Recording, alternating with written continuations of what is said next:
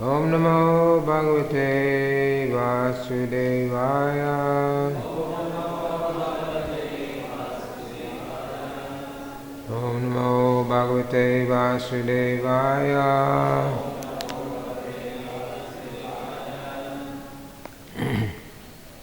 We're reading from Srimad Bhagavatam,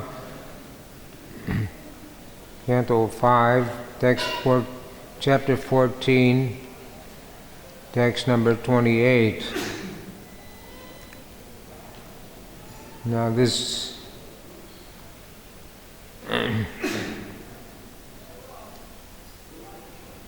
is written in prose, not in verse form, so we can't recite it together. I'll just read the Sanskrit. Vapi deva mayaya striya uja lato paguda praksana akeksha vigyano yad vihara viram bakula vidyastad ashraya vashakat shakta sutta dutir kalatra vashita baloka vicheti topi parita vidaya atmanam ajat ma pare andhe tas tamasi prahinoti. Translation and purport by His Divine Grace A.C. Bhaktivedanta Swami Srila Prabhupada. Now this translation and purport is referring to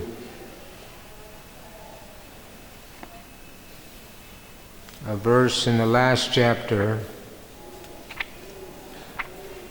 13:16. Well, I'll read that first. 13:16 says, sometimes the living entity in the forest of material existence takes shelter of creepers and desires to hear the chirping of birds in those creepers. Being afraid of roaming lions in the forest, he makes friends with cranes, herons, and vultures. Purport by Srila Prabhupada. In the forests of the material world, there are many animals and birds, trees, and creepers. Sometimes the living entity wants to take shelter of the creepers.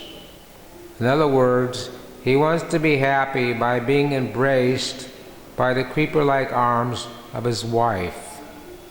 With the creepers, there are many chirping birds. This indicates that he wants to satisfy himself by hearing the sweet voice of his wife. In old age, however, he sometimes becomes afraid of imminent death, which is compared to the roaring lion. To save himself from the lion's attack, he takes shelter of some bogus swami, yogis, incarnations, pretenders, and cheaters. Being misled by the illusory energy in this way, he spoils his life. It is said, no one can be saved from imminent danger of death without taking shelter of the Supreme Personality of Godhead. The word Hari indicates the lion as well as the Supreme Lord. If it says from the hands of Hari, the lion of death, one must take shelter of the Supreme Hari, the Supreme Personality of Godhead. People with a poor fountain of knowledge take shelter of non-devotee cheaters and pretenders in order to be saved from the clutches of death. In the forest of the material world, the living entity first of all wants to be very happy by taking shelter of the creeper-like arms of his wife and hearing her sweet words. Later, he sometimes takes shelter of so-called gurus and swamis who are like cranes, heroines, and vultures. Thus he is cheated both ways by not taking shelter of the Supreme Lord. Today's verse, translation and purport by His Divine Grace A.C. Bhaktivedanta Swami Prabhupada. Sometimes the conditioned soul is attracted by illusion, personified, his wife or girlfriend, and becomes eager to be embraced by a woman. Thus he loses his intelligence as well as knowledge of life's goal.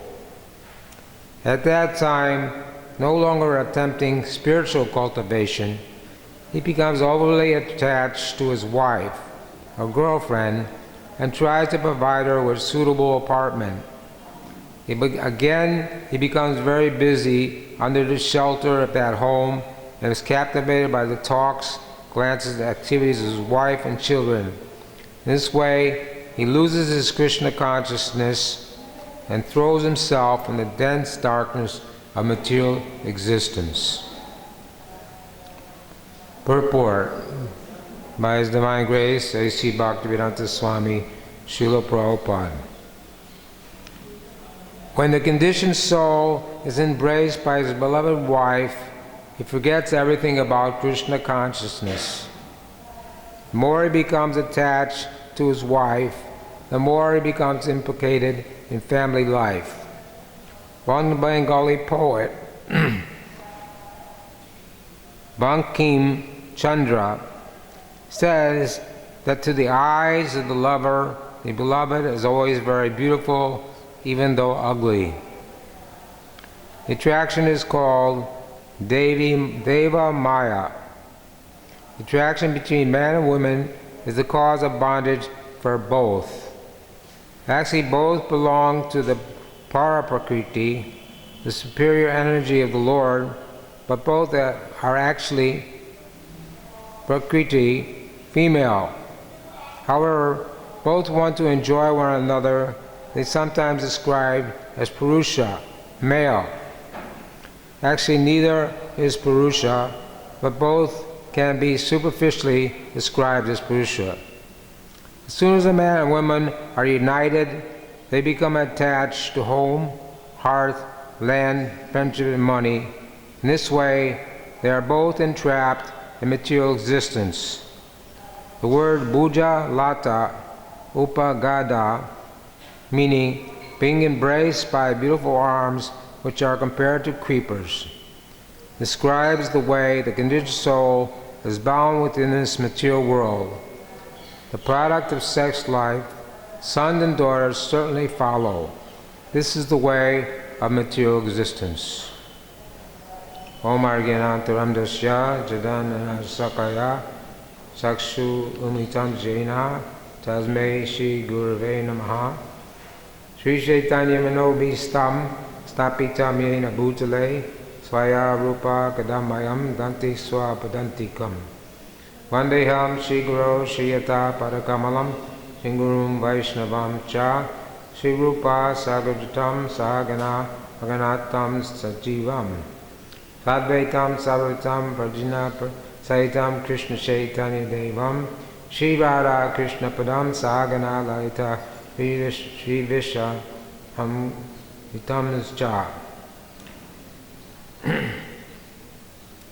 Vanchakopa Trubhyas Cha Kripa Sindhu Eva Cha Painam Pamevyo Vaishnavyo Namo Namaha Shri Krishna Chaitanya Prabhu Nityananda Shri Advaita Gadadhar Shri Vasudeva Gaur Bhaktivinoda Hare Krishna Krishna Krishna Hare Hare Hare Rama Rama Rama Hare Hare.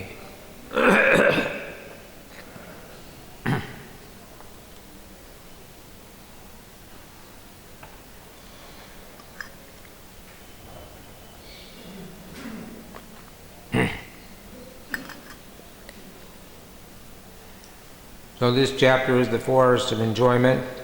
The last chapter was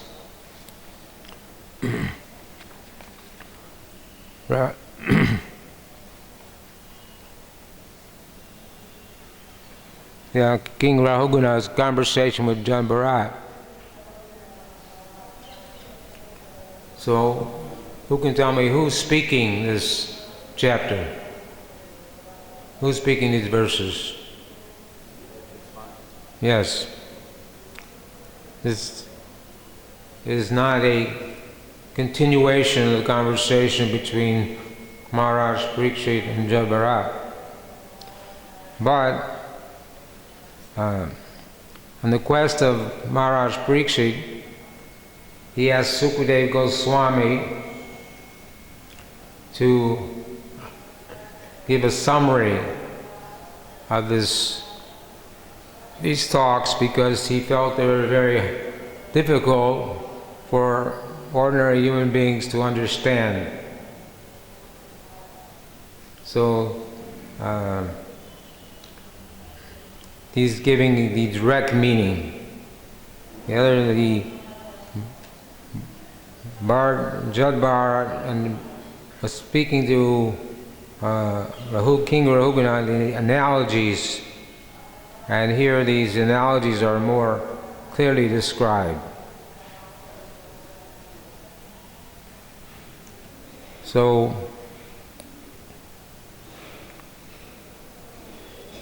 the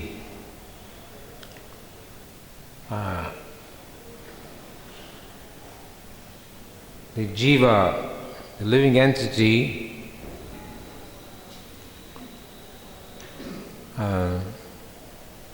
is endowed with free will. So, due to misusing his free will, the living entity comes into the material world.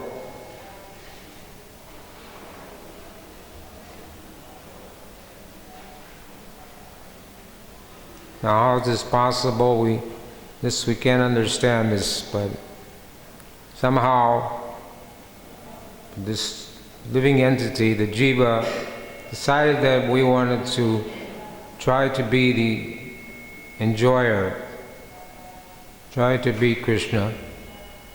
So instead of serving Krishna, we came into the material world to try to be Krishna or be like Krishna. So this is, of course, it was a foolish mistake. We made this mistake. Because in the material world, there's no duality. Anandam, Buddhi, Vardhanam, everything is purely spiritual. There's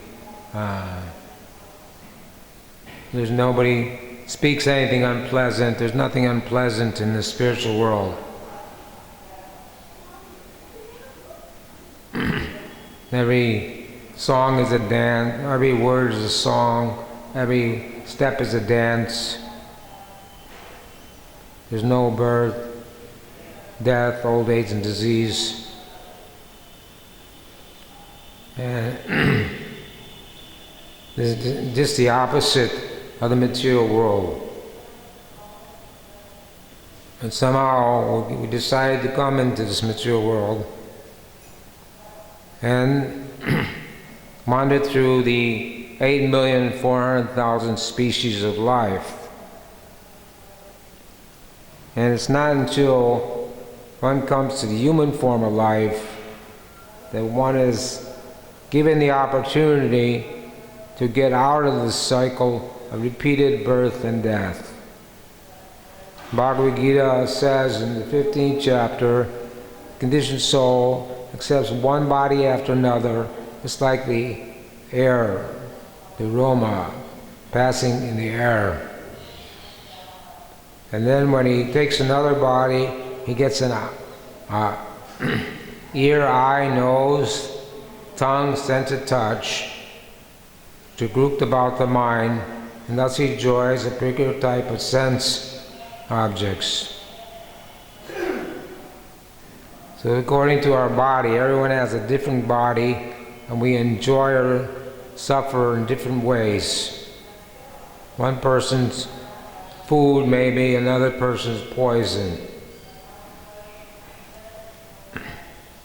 So the real business of human form of life, Natavidu Saragatim Hi Vishnu, is to take shelter of Lord Vishnu, go back home, back to Godhead, not have to remain in this material world and suffer. Krishna says, Dukkaya Lama Shashvatam, that this material world, place of suffering and misery, where repeated birth and death take place. So the process of Krishna consciousness, Srila Prabhupada prepared himself very rigidly to present Krishna consciousness to the Western speaking, the English speaking world. He was instructed, first meeting with his Guru Maharaj, Bhaktisiddhanta Saraswati Maharaj, said, you are a very intelligent young man, why don't you take this movement of Lord Chaitanya and preach it in the English-speaking world. Srila Prabhupada was a householder at that time, young man, wife, children, job. So he wasn't prepared to do that, and he argued with his Guru Maharaj. He said, but India is a dependent country. We're not a free country. Who will listen to us unless we're independent? But Bhaktisiddhanta said, no, this movement has nothing to do with politics or political situations. You cannot wait for independence. It must be pushed on immediately.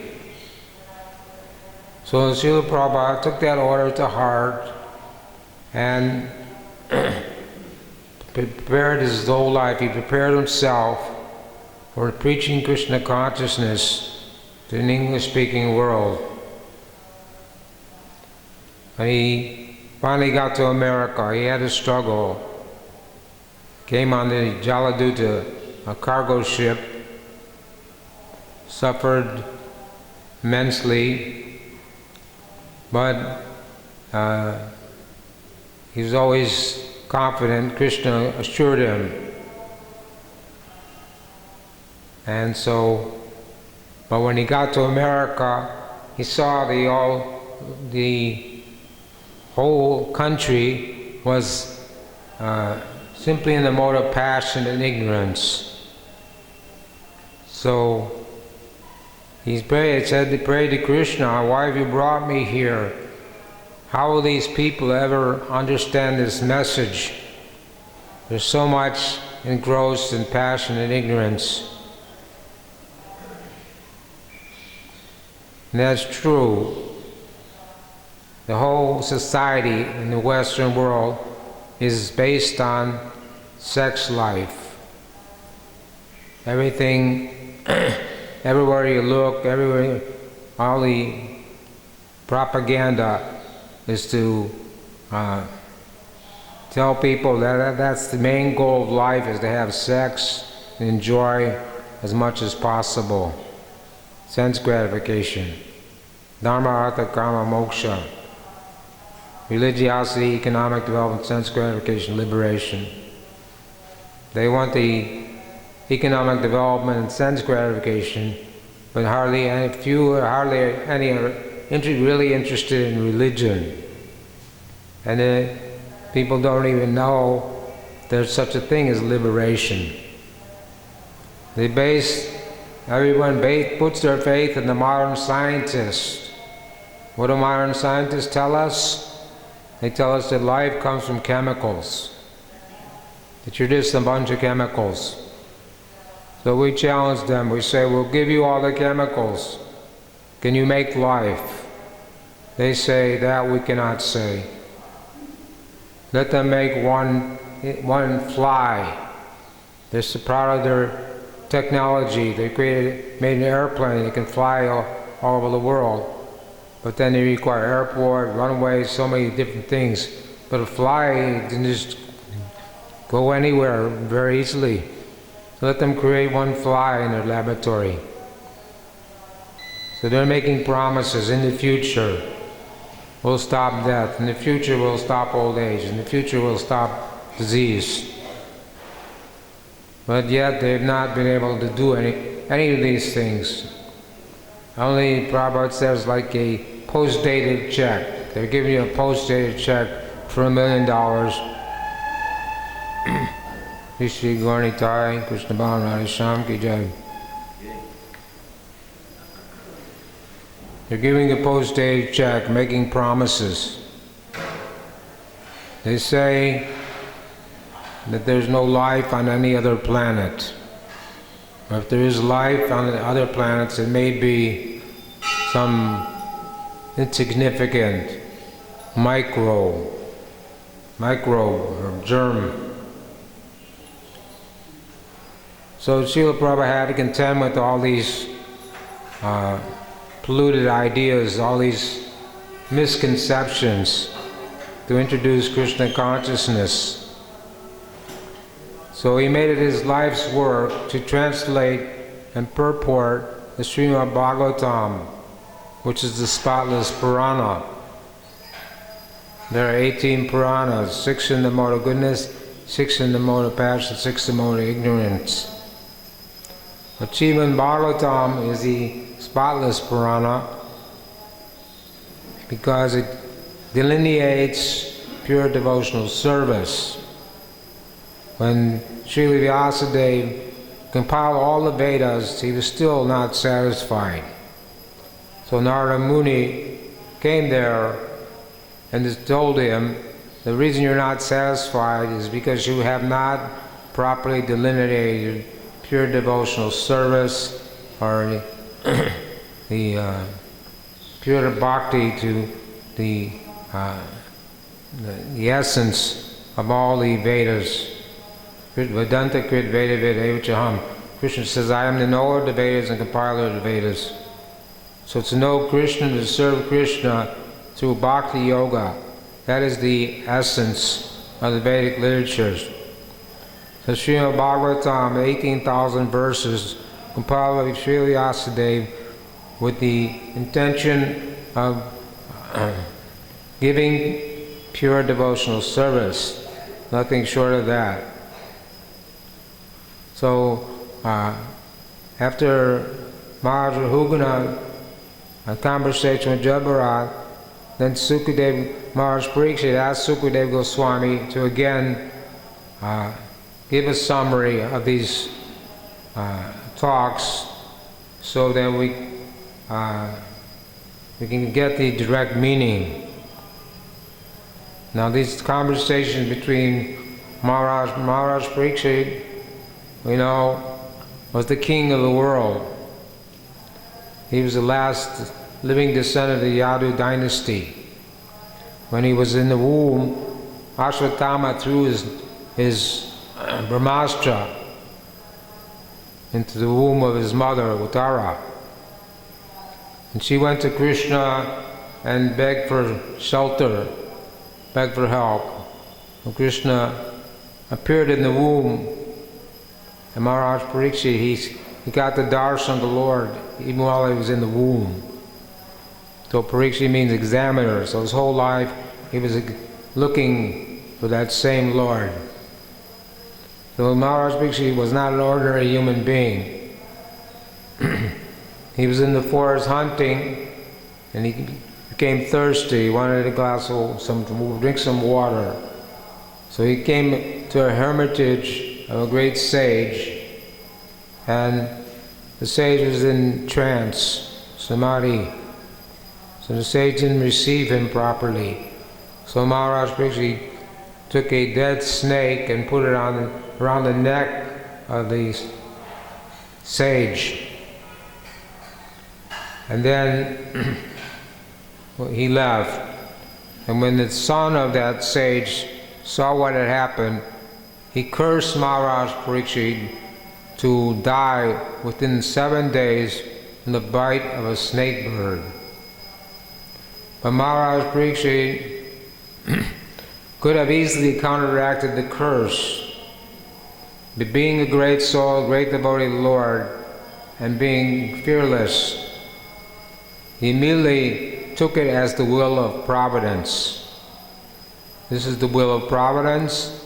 I'm going to die in 7 days. What should I do?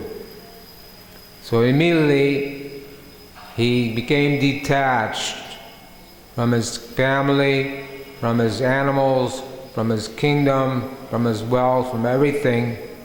He went and sat on the bank of the Ganges, waiting for imminent death.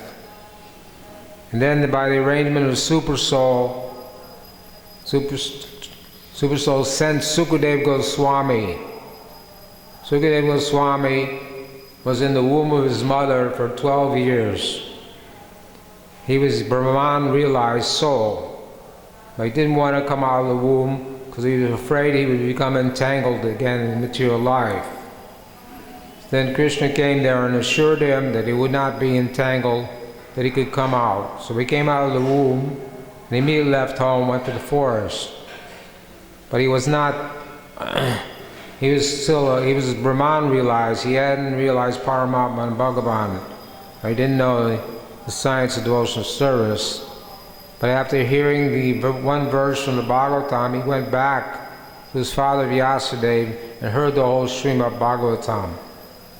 So Maharaj Parikshit was sitting on the bank of the Ganges, and then Sukadeva Goswami came there, and all sages, many sages came from all over the universe also to hear. And Sukadeva Goswami began to speak Srimad Bhagavatam. So the Prabhupada compiled the Srimad Bhagavatam in the English language, and he was very happy when the library party, they had a group of devotees went to all the libraries in India and maybe all over the world to put his books, to take standing orders, to put his Srimad Bhagavatam in the libraries to make it available to general mass of people. So it says that the only qualification for reading Srimad Bhagavatam is that one should start from the first canto and go to the 9th canto. One should not jump, but one should read it systematically. And it says that in the 2nd canto purport, if one is still affected by lusty desires and sex desire, then one should not recite Srimad Bhagavatam past the 2nd canto. There are many professional reciters of Srimad Bhagavatam who take large sums of money, recite Bhagavatam. But this is an offense to the Bhagavatam. And they do Bhagavat Saptaha, they read the whole Bhagavatam in 7 days. But this is not a bona fide system. The Bhagavatam should be read systematically until one comes to the 10th canto, which is the Summum Bona. And the highest understanding of Krishna consciousness is in the 10th canto. Especially the dealing of Krishna with the gopis. Gopi Bharti Kamalam Das Das Dana Das. Lord Chaitanya glorified this as the highest or the ultimate goal of life. He asked Ramananda Roy many questions to delineate on the ultimate goal of life. So this is the ultimate goal of life, is to understand the 10th canto of Srimad Bhagavatam. But Sukadeva Goswami, he only describes the Rasa Lila very briefly because he knew that the people in general would misunderstand it and think it to be an ordinary mundane affair between boys and girls. But because Maharaj Parikshit was a advanced soul, pure devotee, and Sukadeva Goswami was a pure devotee, all the contents of Srimad Bhagavatam is completely transcendental. It says actually Krishna is on every page. So the devotees get great pleasure in reading Bhagavatam, hearing Srimad Bhagavatam. With the materialists, because they're covered by the material energy, it says those who are too attached to material sense enjoyment, resolute determination for the devotional service does not take place. So an ordinary materialistic person, when he sees the Bhagavatam, they say this is not in English, how can I read this? But Prabhupada was very happy to hear the results, how devotees were distributing the Bhagavatam, distributing his books, especially this month. In India, they don't have Christmas. Christmas is not a prominent holiday. But in the Western countries, Christmas is very popular, and people at that time spend a lot of money buying gifts to give to their friends and relatives. So the devotees understood that this was the best time for distributing books. So they organized the Christmas marathon. So we also have the Christmas marathon in India, even though there's no Christmas. But somehow or other, it ends up that in India we distribute the most books, the most Bhagavad Gitas all over the world are distributed in India in the month of December, even though it's not any different than any other month for most people in India. But because it's going on all over the world, we do that here too. So this is the way in which we can propagate Krishna consciousness and bring people to a higher understanding of what the human life is meant for. The animals are interested in eating, sleeping, mating, defending. If human beings are not doing anything more than that, they're no better than the animals. So, but in the human form of life, one can inquire, tato brahma jignasa, inquire into the goal of life, inquire why I'm in this material world, why I'm suffering here. Is there a solution to this problem? The scientists, they also say that at the time of death, there's nothing after death. In Bhagavad Gita, Krishna says, Deino smenyata dehe komam yavinam jara tata deyan parapati dirastata namuyate. Soul passes from youth to boyhood to old age, the time of death. Self-realized soul is not disturbed at the time of death. So the soul is transmigrating from one body to the next, and then it has to take another body, and keep repeated birth and death is going on. So here in this verse it says, sometimes the conditioned soul is attracted by illusion personified, wife or girlfriend, and becomes eager to be embraced by a woman. So probably put that in there, wife or girlfriend, because nowadays there's so much free mingling between men and women, and a lot of times the men and women live together, but they're not married.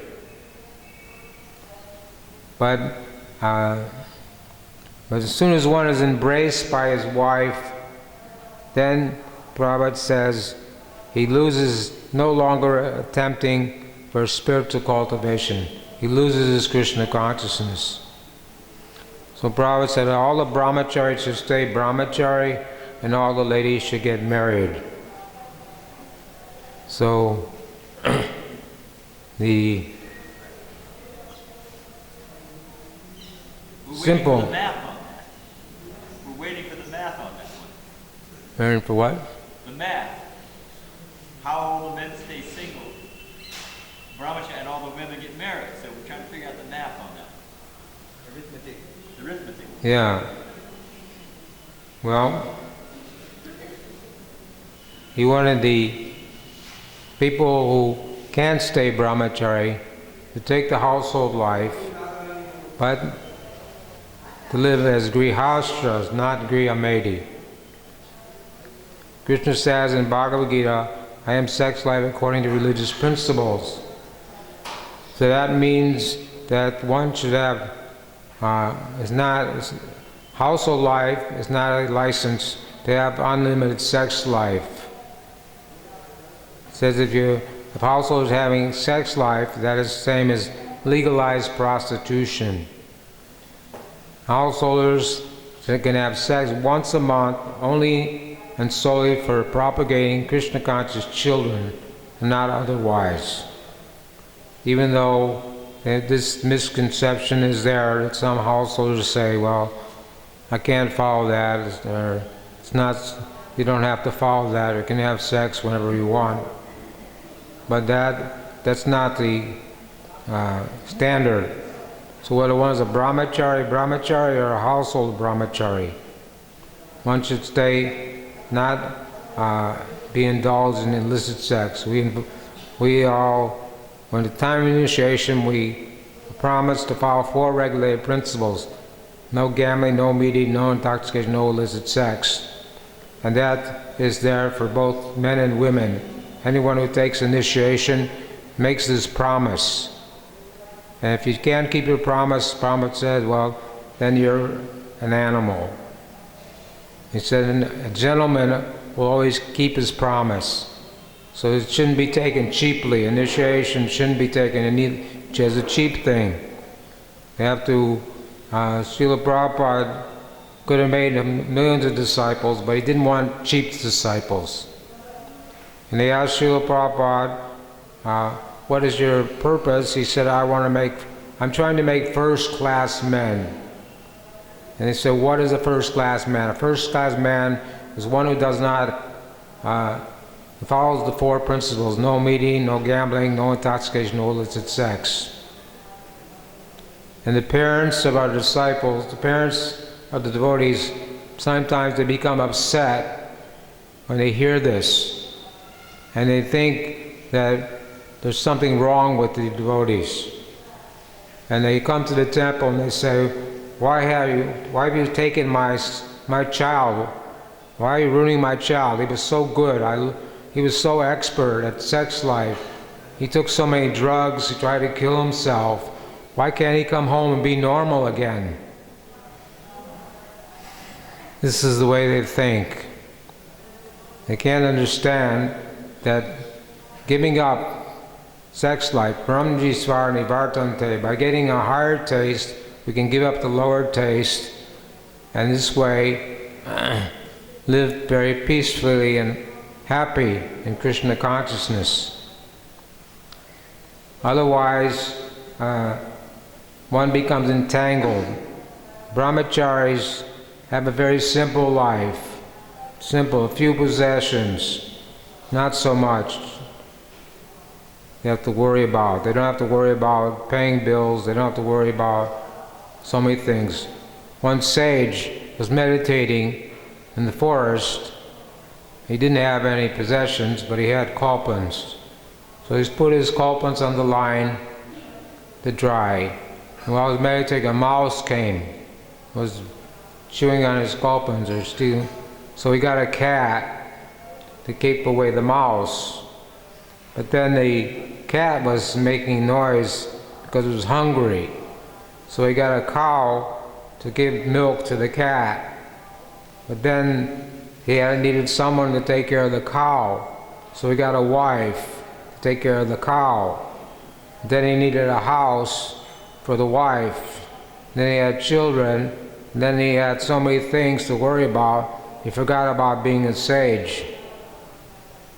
So this is what happens when one decides that I can't be a brahmachari or live in the ashram anymore, that I should move outside and get a job and have a wife and all these things. One generally as Krishna consciousness goes way down. Prabhupada says household life advancement is very slow or next to nil. When he ordered, this is in the purport in Chaitanya Charitamrita, he ordered Raghunath Bhatta Goswami to never marry. He said, you should stay brahmachari, because he knew Raghunath Bhatta was very advanced, pure devotee, not interested in family life. So he told him that you take care of your mother and father in Benares, because they're pure Vaishnavas. And then when his mother and father left their bodies, he came to Vrindavan, and he would recite the Srimad Bhagavatam in 3 or 4 different tunes, just like a cuckoo bird, very melodious. And that became his deity, the Srimad Bhagavatam. And they still have that in one house here in Vrindavan. So this is being depicted here, that how the living entity becomes entangled in a family life, entangled by the embrace of his wife, loses his Krishna consciousness. This Prabhupada says that it's the product of sex life, sons and daughters certainly follow. This is the way of material existence. So we should always be surrendered. Davyesha gunamayi mamamaya durayaya.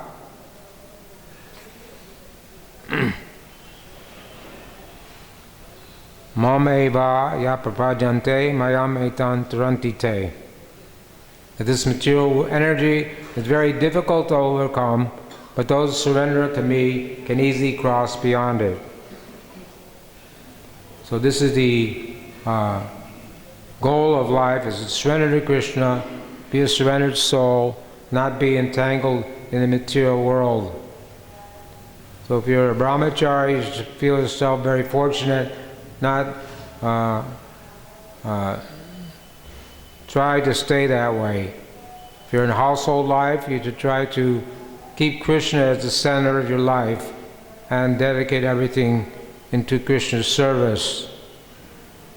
In this way, these ashrams are there, but ultimately after 50 years of age, one is supposed to retire from family life and spend the rest of his time cultivating Krishna consciousness. And Vrindavan, especially Vrindavan, is not meant for family life or easy living as being advertised all over, that you get a nice apartment somewhere and live a modern spiritual life. This is not what Vrindavan is meant for. Vrindavan is meant for now Jnana and Vairagya. Vairagya Vidya Nijaya Bhakti Yoga. Lord Chaitanya came to preach a knowledge and renunciation which fosters Krishna consciousness. This is this is what we want. We want to not to become more entangled in material life, even in Vrindavan. We want to become detached from all material entanglements, become free from material contamination, develop our Krishna consciousness, Krishna Prema Bhakti, Prema Pamartha Mohan. This is the 5th and final goal of life, as explained by Ramananda Roy to Lord Chaitanya and Chaitanya Charitamrita. So, although it is difficult work, cleaning coal is sometimes very difficult, like cleaning coal for those of Western people. It's more and more black comes out, but somehow or other we have to keep trying, keep practicing with enthusiasm, determination, and patience, and practicing Krishna consciousness to the end of this life, so we can go back home, back to Godhead. Hare Krishna. I have some service there.